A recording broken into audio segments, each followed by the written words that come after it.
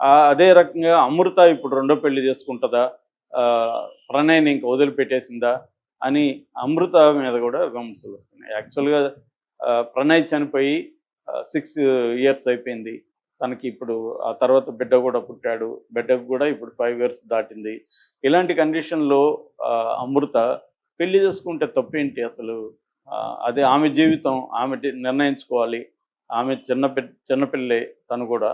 So, తను పెళ్లి చేసుకోవద్దని ఎవరు చెప్పారు? అతను అంత మాత్రాన ప్రణయ్ మర్చిపోతుందని కాదు కదా!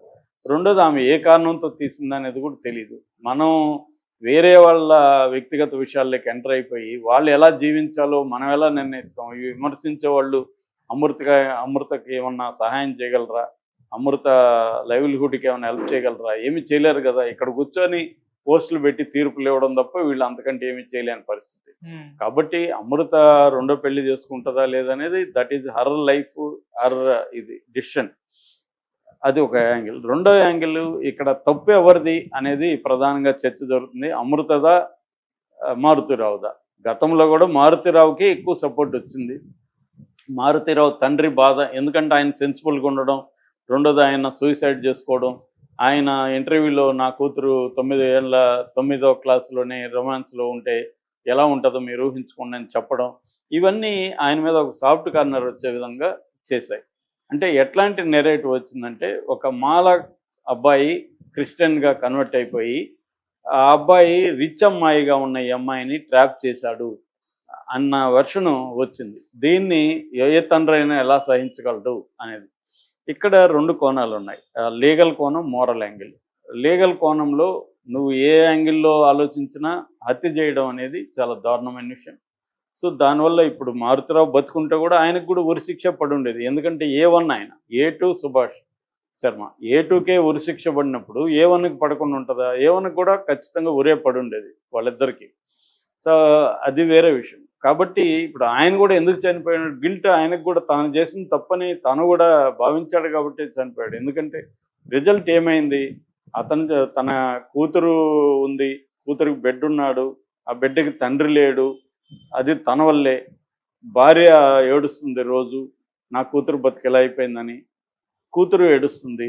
సో, నేనే తప్పు చేశాను. నేను కొంత ఓపిక బట్టి నా కూతురు ఒకవేళ నాకు ఇష్టం లేని పని చేసుకున్నా నేను వదిలేసి డిజోన్ చేసుకొని ఉండొచ్చు.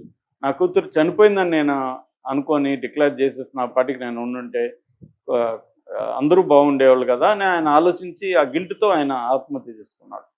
సో, కాబట్టి ఇక్కడ లీగల్ పాయింట్ ఆఫ్ వ్యూలో ఏ కారణాలతో హత్య చేసినా ఖచ్చితంగా అది రాంగ్. రెండవది దీంట్లో అనేక కాంప్లెక్స్ ఇష్యూస్ ఉన్నాయి. వీళ్ళు అడిగిన ప్రశ్నలో న్యాయం ఉంది. ఏది దళితులు తమ కంటే కింద వాళ్ళని పెళ్లి చేసుకుంటున్నారా లేదా? ఆ డేటా నా దగ్గర కూడా లేదు. నిజంగానే కరెక్టా కాదా కానీ ఆ ప్రశ్నలు అయితే వ్యాలిడ్. అయితే ఇక్కడ ఏందంటే ఇక్కడ జెండర్ అండ్ కులం అనేది ప్రధానం. ఇప్పుడు ఈయన అప్పర్ కాస్టు, అదే అప్పర్ కాస్ట్ ఇంకొకరిని ఒక కమ్మారెడ్డిని ప్రేమించుంటే ఈయన ఇదే విధంగా హత్య చేయించి ఉండేవాడా అంటే చేయించి ఉండేవాడు కాదు అనేది ఎవరైనా చెప్పగలరు. అలాగే అమృత కూతురు కాకుండా కొడుకు అయింటే, ఒక దళిత అమ్మాయిని ప్రేమించుంటే ఇదే విధంగా ఈయన బిహేవ్ చేసి ఉండేవాడా అనేది కూడా ఇదే. ఎందుకంటే ఇప్పుడు హత్యలు జరుగుతున్నవన్నీ కూడా ఎక్కువ భాగం అమ్మాయిల పేరెంట్సే ఎక్కువ చేస్తున్నారు.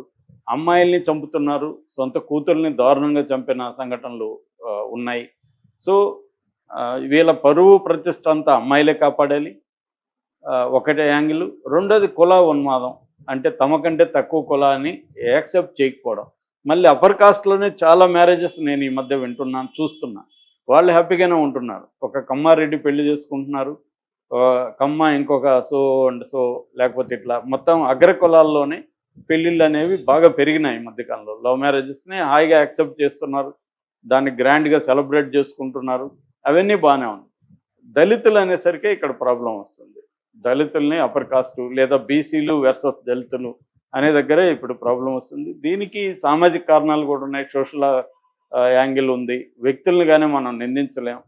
సో, దీన్ని బ్రాడ్‌గా అర్థం చేసుకోవాలి. ఎందుకంటే కాంప్లెక్స్ ప్రాబ్లమ్ ఇది. కాంప్లెక్స్ ప్రాబ్లమ్‌ని సింపుల్‌గా ఎవరి వైపు ఒకరి వైపు సైడ్ తీసుకోవడం అనేది ఈజీ వ్యవహారం. అది లేజీ వ్యవహారం కూడా. సో అట్లా కాకుండా కాంప్లెక్స్ని ప్రాబ్లమ్ని కాంప్లెక్స్గా అర్థం చేసుకోవాలి. కాంప్లెక్స్ సొల్యూషన్స్ ఉంటాయి, దానికి సింపుల్ సొల్యూషన్స్ ఉండవు. ఇది సమాజం మారే కొద్దీ దళితులు కూడా అసెర్షన్ పెరిగి వాళ్ళు కూడా ఎకనామిక్ స్టేటస్ పెరిగి వచ్చే కొద్దీ ఇవన్నీ కూడా సర్దుబాటు అవుతాయి. It takes time. ఈ మధ్యలో ఇలాంటి బలిగాకుండా ఉండడానికి ఏం చేయాలంటే అవేర్నెస్ పెంచాలి. లీగల్గా ఇలాంటి పోలీసులు ఈ కేసులో చాలా బాగా పనిచేశారు. ఇటు పబ్లిక్ ప్రాసిక్యూటర్ కూడా నరసింహం అనుకుంటా ఆయన పేరు, ఆయన కూడా చాలా నరసింహం, దర్శనం నరసింహ ఆయన పేరు, ఆయన కూడా చాలా స్ట్రాంగ్గా వర్క్ చేశారు. జడ్జి గారు కూడా నిష్పక్షపాతంగా ఇచ్చారు.